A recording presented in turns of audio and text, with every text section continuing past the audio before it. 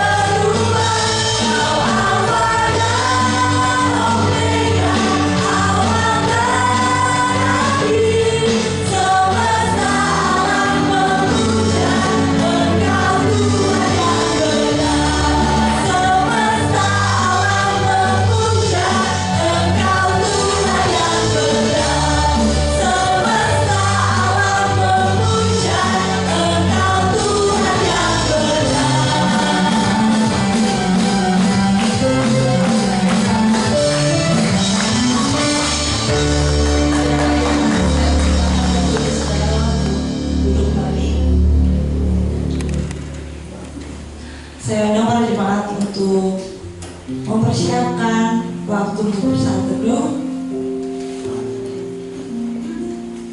Mari kita bersama-sama mengingat kebaikan Tuhan selama 1 minggu ini dalam kehidupan kita.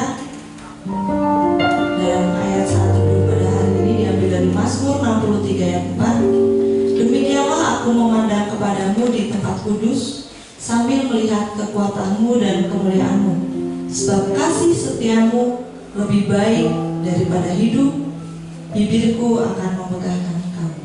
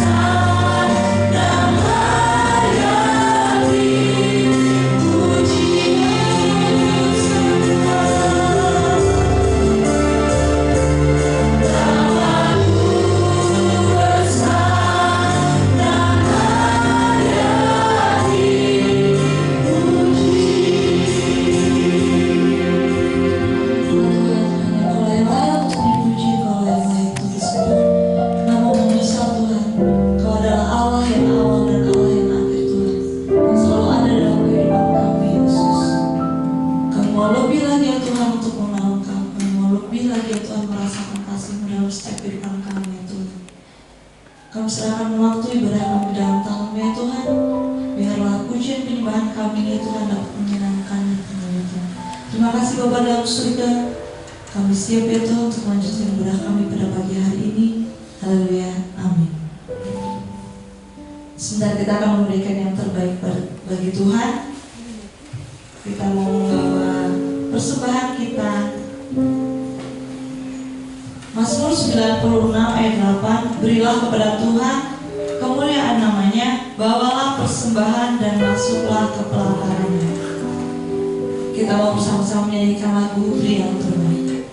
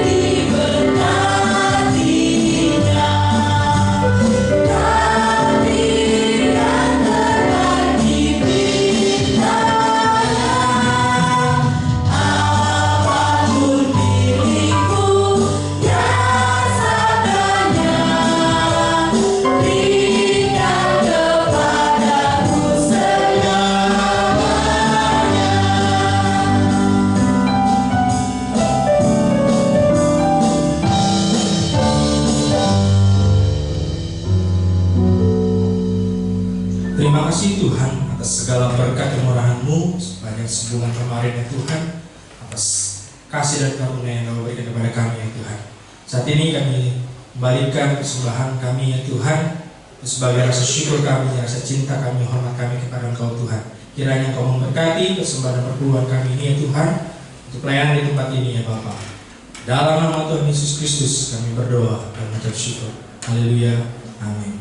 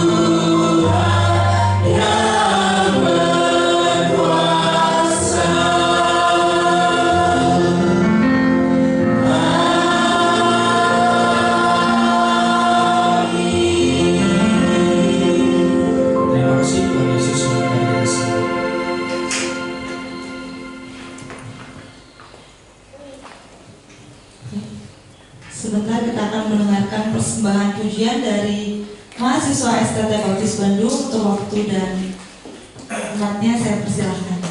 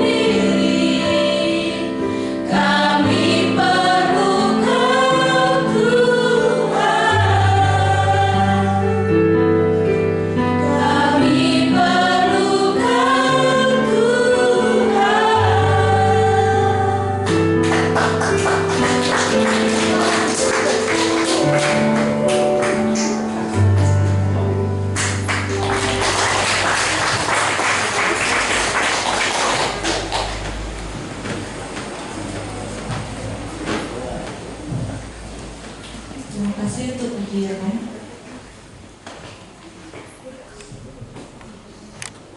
Pujian yang sangat memberkati bahwa kita sebagai manusia, kita pasti selalu membutuhkan Tuhan, kita pasti selalu memerlukan Tuhan. Apapun keadaannya, kita pasti perlu Tuhan. Sebentar kita akan mempersiapkan hati dan pikiran kita untuk menerima kebenaran firman Tuhan. Firman Tuhan hari ini diambil dari Roma 1 ayat 19 sampai 25. Saya undang Bapak Ibu Saudara untuk bangkit berdiri. Saya akan membacakannya. Roma 1 ayat 19 sampai 25. Karena apa yang dapat mereka ketahui tentang Allah nyata bagi mereka, sebab Allah telah menyatakannya kepada mereka.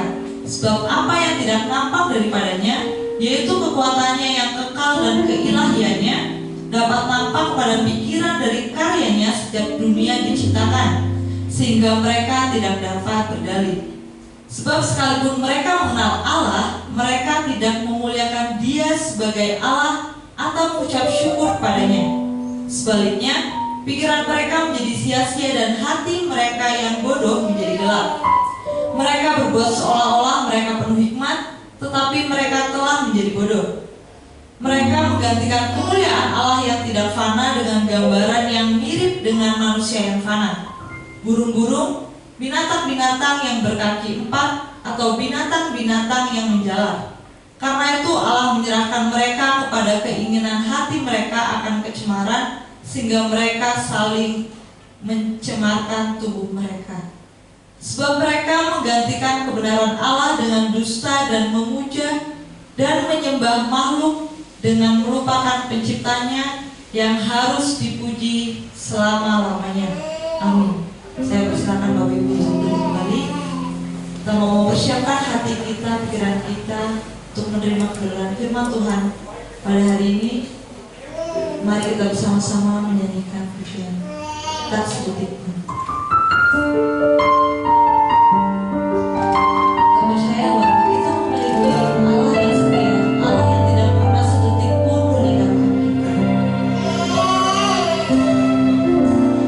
Kau Bapa yang setia, tak pernah sedari Kau tinggalkan diriku.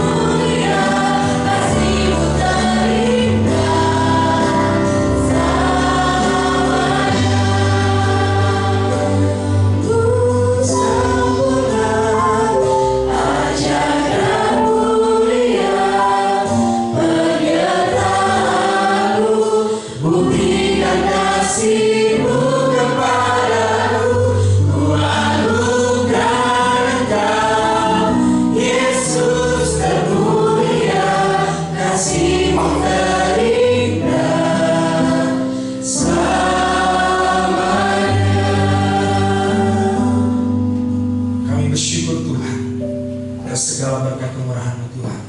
Sungguh nyata Tuhan karya-Mu dalam hidup kami Tuhan.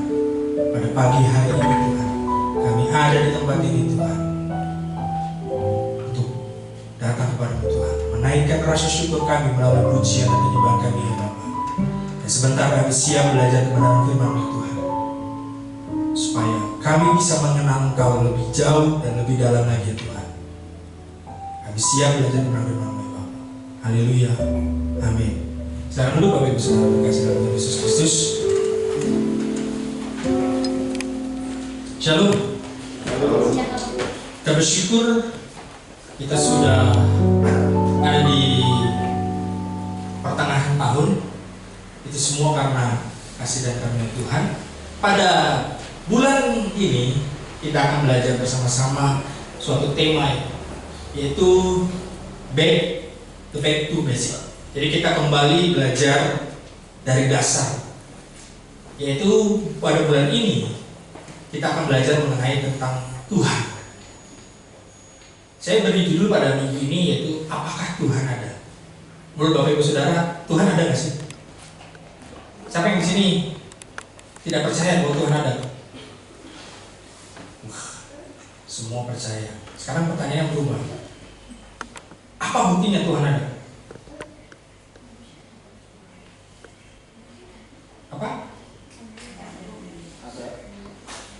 Apa buktinya kalau Tuhan ada? Kita masih bernapas. Apalagi?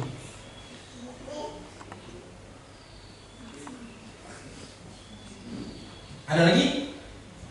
Wah, jangan-jangan masih ragu nih kalau Tuhan ada. Bapak Ibu Saudara, banyak di luar sana yang masih meragukan Tuhan itu benar atau enggak sih? Banyak dari kita orang-orang Kristen pun masih ragu Tuhan itu ada atau enggak. Apalagi kalau kita lagi ada masalah. Kok Tuhan nggak ada ya? Kok saya udah bertahun-tahun nih sakit, kok nggak disembuhin? Sedangkan yang si A sembuh. Kok saya banyak masalah, banyak hutang, kok nggak ada Tuhan tolong saya? Sering pertanyaan ini yang muncul. Tapi pertanyaannya, apakah benar Tuhan itu ada? Kita akan belajar bersama-sama pada kesempatan pagi hari ini. Bukan kita belajar membuktikan Tuhan itu ada, tapi alasannya kenapa kita sering mempertanyakan Tuhan itu ada.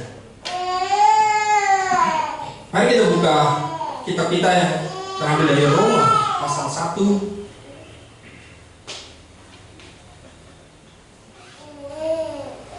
ayat 19 sampai 25. Boleh next. Saya akan membaca untuk kita semua. Karena apa yang dapat mereka ketahui tentang Allah nyata bagi mereka, sebab Allah telah menyatakannya kepada mereka. Sebab apa yang tidak nampak daripadanya, yaitu kekuatannya yang kekal dan keilahiannya, dapat nampak kepada pikiran dari karya-karya sejak dunia diciptakan, sehingga mereka tidak dapat berdalih. Sebab sekalipun mereka mengenal Allah, mereka tidak memuliakan Dia sebagai Allah atau mengucap syukur kepadanya. Sebaliknya pikiran mereka menjadi sia-sia dan hati mereka yang bodoh menjadi gelap. Mereka berbuat seolah-olah mereka penuh hikmat, tetapi mereka telah menjadi bodoh. Mereka menggantikan kemuliaan Allah yang tidak fana dengan gambaran yang mirip dengan manusia yang fana, yaitu burung-burung, binatang-binatang yang berkaki 4, atau binatang-binatang yang menjalar. Karena itu Allah menyerahkan mereka kepada keinginan hati mereka akan kecemaran, sehingga mereka saling mencemarkan tubuh mereka. Sebab mereka mengganti kebenaran Allah dengan dusta, dan memuja dan menyembah makhluk dengan melupakan penciptanya yang harus dipuji selama-lamanya. Amin. Bapak Ibu Saudaraku yang terkasih dalam Tuhan Yesus, Surat Roma ini ditulis oleh Paulus. Paulus menegur jemaat saat itu yang ada di Roma bahwa mereka mulai terbawa dengan budaya-budaya saat itu. Mereka mulai menggantikan pemikiran-pemikiran para filsuf saat itu yang mengatakan Tuhan A, Tuhan B, segala macam. Akhirnya mereka berusaha mencari tahu apakah benar Tuhan itu ada. Hal yang pertama yaitu kenapa banyak orang mempertanyakan apakah Tuhan itu ada, yaitu manusia mengganti pemikirannya. Dikatakan di ayat 23, mereka menggantikan kemuliaan Allah yang tidak fana dengan gambaran yang mirip dengan manusia yang fana, seperti burung-burung, binatang-binatang yang berkaki 4, atau binatang-binatang yang menjalar. Saudaraku, sebenarnya pada dasarnya di dalam diri kita manusia, kita sebenarnya percaya Tuhan itu ada. Akan tetapi kita sering mengganti pemahaman kita yang pada dasarnya itu percaya kepada Tuhan dengan hal yang fana. Dikatakan bahwa kita mengganti kemuliaan Allah yang tidak fana dengan gambaran yang mirip dengan manusia yang fana. Contoh, kenapa kita sering mengganti? Ketika kita ada masalah, kita sudah berdoa, tapi Tuhan tidak memberikan solusi atau pertolongan. Lalu kita kemana? Ke jalur alternatif lain, ke dukun, berziarah ke suatu gunung, berhari-hari, berminggu-minggu, mencari ilham dan sebagainya. Kita mengganti karena banyak orang yang mengatakan, oh ya, ke sana aja, di sana pasti sembuh. Oh ya, ke sana kamu akan menjadi kaya. Banyak pemikiran-pemikiran yang seperti itu yang kita hadapi di sekitar kita. Sehingga yang tadinya kita pada dasarnya kita tahu bahwa Tuhan itu ada, tapi kita menggantinya. Hal yang sederhana lagi. Ibu-ibu pergi ke pasar. Sebelum ke pasar udah di-list mau beli apa. Tapi pas ke pasar, tuh, lihat bagus ini. Kayaknya di rumah nggak ada deh, kosong. Beli. Lihat lagi, wah, ini kue enak nih. Kayaknya enak nih buat cemilan. Beli. Tadinya list belanja cuma 150.000, akhirnya pelan-pelan pas dicek, loh kok 400 apa ya? Apalagi kalau misalnya nih bapak-bapak yang ajak anak-anaknya atau keluarganya ke mall, dipesan nih dari rumah, kita cuma lihat-lihat aja ya. Ya enggak? Apalagi nih yang udah kemarin suami-suami nih, lihat-lihat aja ya. Ya. Jalan beli. Pak, boleh nggak mau lihat ini apa sabun? Mungkin ada promo. Wah, lihat promo. Pak, lagi promo nih Pak, beli satu gratis satu. Tergiur, beli. Tadinya rencananya nggak ada, kita beli apa yang kita niatin dari awal. Kesannya cuma lihat-lihat, tapi kita beli. Kenapa? Karena kita pada dasarnya sudah mudah mengganti sesuatu. Bapak Ibu Saudara, ketika saya mempelajari firman Tuhan ini, kata mengganti ini pada dasarnya yaitu dari Kejadian pasal 3. Boleh next? Terus gak apa-apa. Oke. Dikatakan begini, adapun ular ialah yang paling cerdik. dari segala binatang di darat yang dijadikan oleh Tuhan. Ular itu berkata kepada perempuan itu, tentulah Allah berfirman, semua pohon dalam taman ini jangan kamu makan buahnya, bukan? Menurut Bapak Ibu Saudara, pernyataan ini benar atau salah? Salah atau salah? Lalu dikatakan apa? Perempuan ini pintar nih. Lalu sahut perempuan itu kepada ular itu, buah pohon-pohonan dalam taman ini boleh kami makan. Next. Tetapi tentang buah pohon yang ada di tengah-tengah taman, Allah berfirman, jangan kamu makan ataupun raba buah itu, nanti kamu mati. Tetapi ular itu berkata kepada perempuan itu, apa katanya? Stop dulu. Dikatakan apa? Sekali kamu tidak akan. Iblis mengganti pemikiran dari Hawa yang tadi udah kuat nih, digoda pertama oleh iblis. Semua boleh, semua pohon yang ada di taman ini nggak boleh dimakan. Wih, kuat nih iman si Hawa. Enggak, Tuhan bilang semua buah pohon yang ada di taman boleh, tetapi yang di tengah-tengah jangan. Pinter iblis, berusaha terus. Caranya apa? Diganti. Sekali-kali tidak mati. Kalau ini iblis menawarkan 50%, 50%, lu mati atau enggak? Misalnya bahasanya begitu, sekali-kali kamu tidak akan mati. Ya syukur-syukur kalau lu makan, kamu nggak akan mati. Kalau kamu makan, kamu mati, ya itu cuma sekali, besok enggak. Kan sekali-kali kamu tidak akan. Tapi next.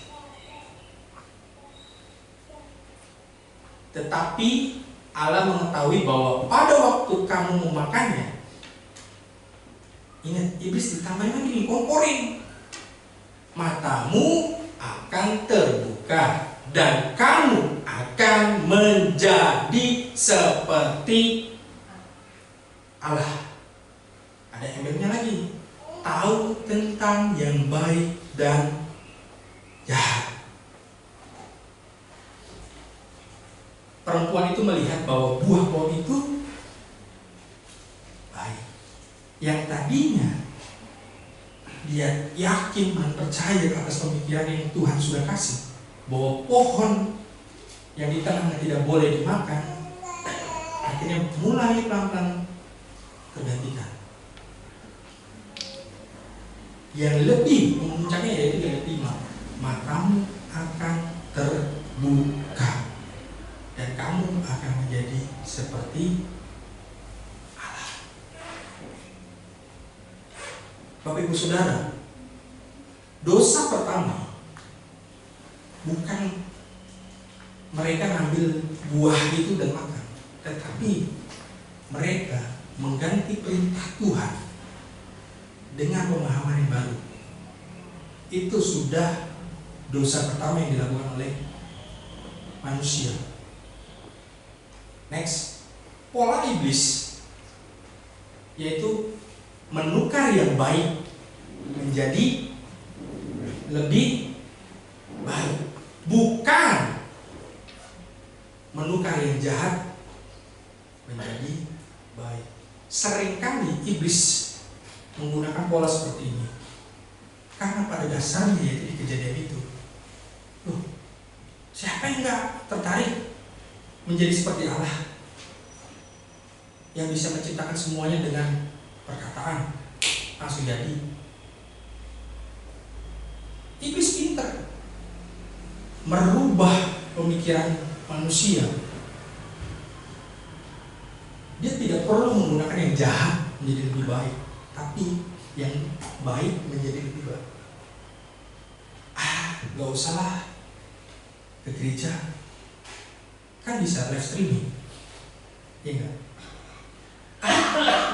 Gak usah lah memberi persembahan, kita ngasih ke orang yang membutuhkan juga sama persembahan. Iblis sering menggunakan pola seperti ini, menukar yang baik menjadi lebih baik.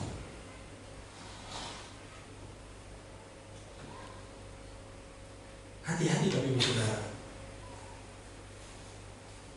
Sekarang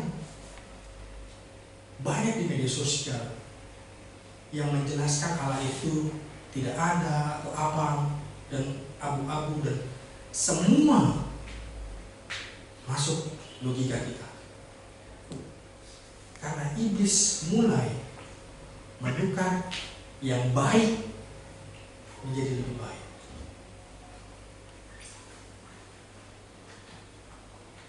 Next, yang kedua yaitu manusia hanya ingin lihat yang nyata. Dikatakan sebab apa yang tidak nampak daripadanya, yaitu kekuatan Allah yang kekal dan keilahian Allah, dan dapat nampak kepada pikiran dari karya-karya sejak dunia diciptakan, sehingga mereka tidak dapat berdalih. Seperti saya tadi bilang, kita hanya ingin dan percaya bahwa Tuhan itu ada, terlihat dengan mata kepala kita. Manusia terus berusaha mencari jawaban atau membuktikan Tuhan itu nyata secara fisik atau secara penglihatan kita. Tetapi firman Tuhan dikatakan dapat nampak kepada pikiran dari karya-karya sejak dunia diciptakan. Bapak Ibu Saudara, saya mau kasih suatu hal yang menarik yang mungkin kita lupakan atau mungkin kita tidak tahu tentang hal ini. Next. Tadi pagi kita hujan. Besok bisa jadi tidak hujan. Dan setiap harinya ada musim-musimnya. Ada musim hujan, kemarau, dan sebagainya. Bahkan pohon bisa berbuah dan kita bisa menikmati. Bapak, Ibu, Saudaraku, pernah nggak kita berpikir bagaimana hal itu bisa terjadi? Pohon kok bisa berbuah?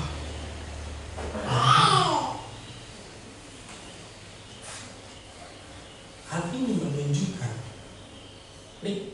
bahwa semua bercerita tentang Tuhan.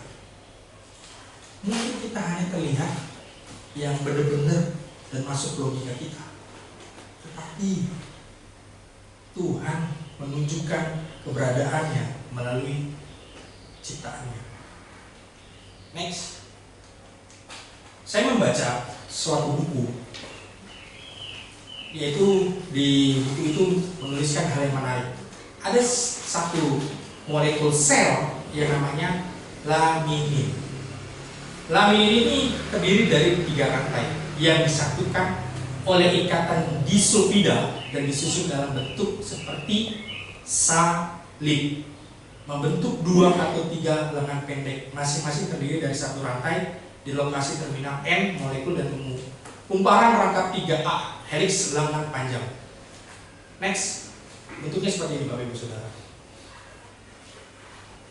Bayangkan, Tuhan ciptakan sesuatu yang luar biasa, sampai detil, sampai terkecil, yaitu molekul laminin. Tahu Bapak Ibu Saudara, saya browsing, molekul laminin ini sangat punya peran penting. Dia yang mengikat semua apapun yang ada di dalam tubuh kita. Dia yang memberikan pertumbuhan. Kayak rambut kita rontok, kalau kita suntik pakai laminin ini, itu memberikan pertumbuhan. Dan dia mengikat semua jaringan yang ada di dalam. Tanpa ini Bapak Ibu Saudara,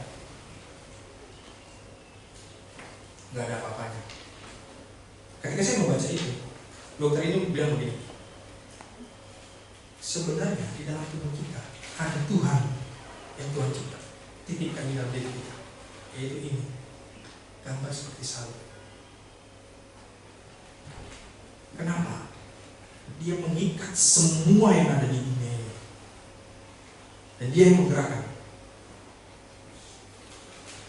Dan tidak bisa digantikan oleh apapun. Cina berusaha sekarang membangun matahari buatan. Mungkin Jepang sudah bisa membuat manusia yang robot seperti manusia. Tetapi dunia ini tidak ada yang bisa menciptakan molekul ini. Seorang yang membuat pun tidak bisa. Karena ini hanya dari Sang Pencipta, yaitu Tuhan.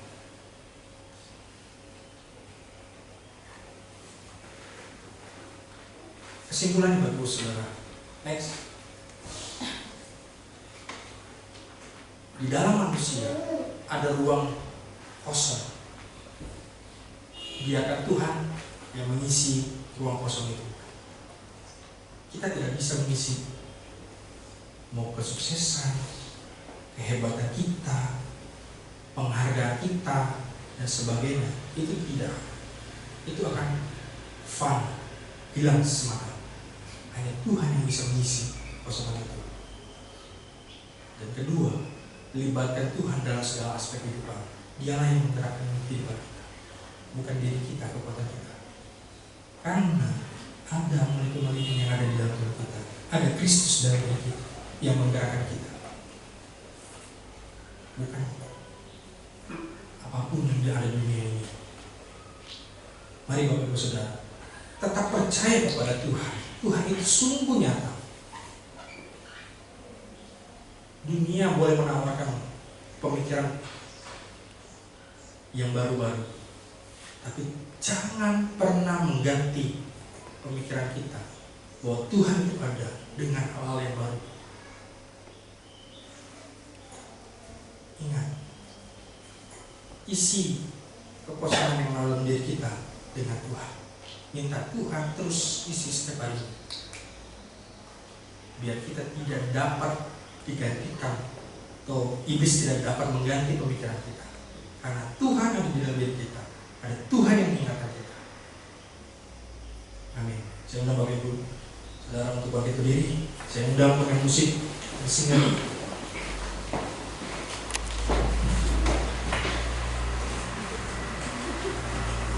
Kita naikkan pujian mengenal Dia.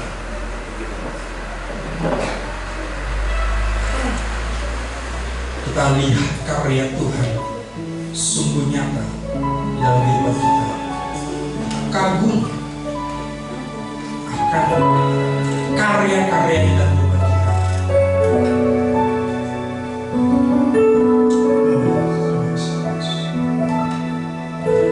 Bila ku buka mataku dan lihat wajahmu, ku terharu. Bila ku lihat hidupku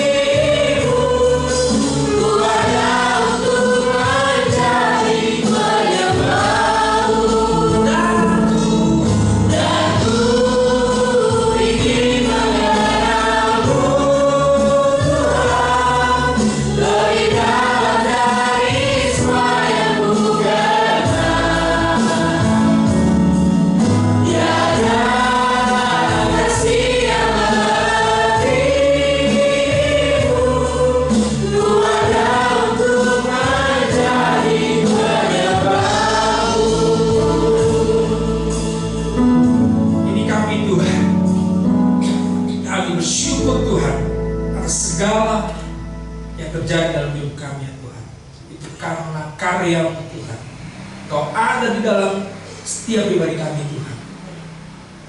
Tolong Tuhan, isi hati kami kosong Tuhan dengan kasih-Mu Tuhan, supaya kami terus bersyukur dan kami terus percaya bahwa Engkau ada dan nyata dalam kehidupan kami Tuhan. Kami mau terus mengenal Engkau lebih jauh dan lebih dalam lagi Tuhan. Mari Bapak Ibu Saudara terkasih dalam Tuhan Yesus Kristus, arahkan hati dan pikiran kami.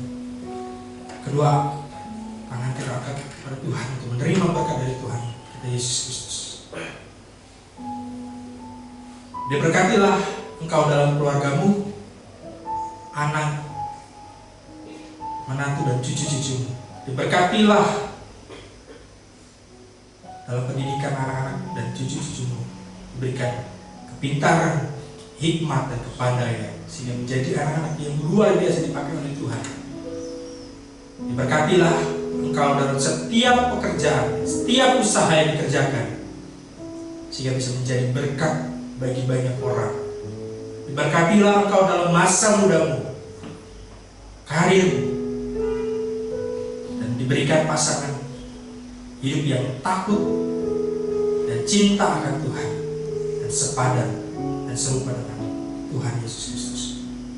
Pulanglah dengan kasih, sukacita, dan damai sejahtera dari Tuhan kita Yesus Kristus sampai menjemput kita yang kedua kali. Haleluya. Amin. Kau Allah yang besar.